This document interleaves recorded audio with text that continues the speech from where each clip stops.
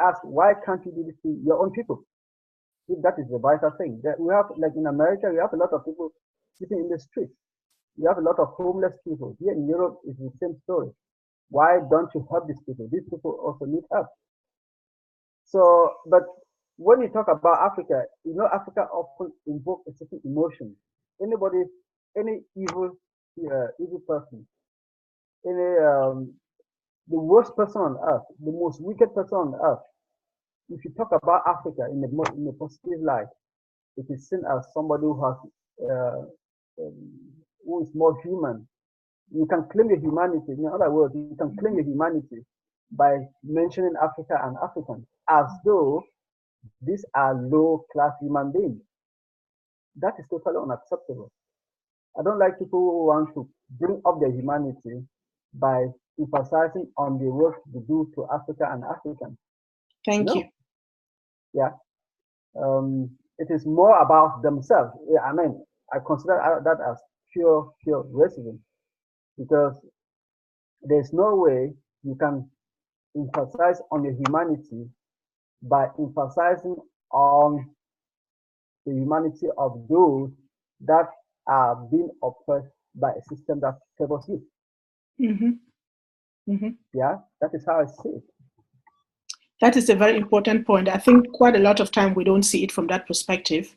To say, if you are making the lack that we create around Africa your capital, and trying to make it be part of the strategy that you use to boost your image or to do business, then it's just not right. It's just not right. Yeah. And we Africans have to get to know that, and to let the world know that we understand the dynamics. I was saying that when you look at the European countries, there are quite a lot of NGOs. There are quite a lot of NGOs that are working for the so-called development aid or development development partnerships or whatever you call it.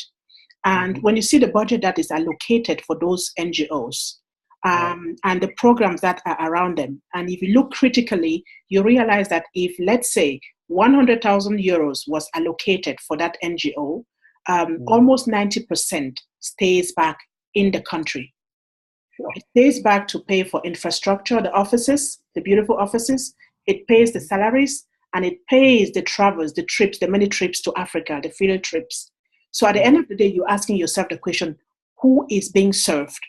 Is this structure, the so-called development aid concept, being used to curb unemployment in Western countries?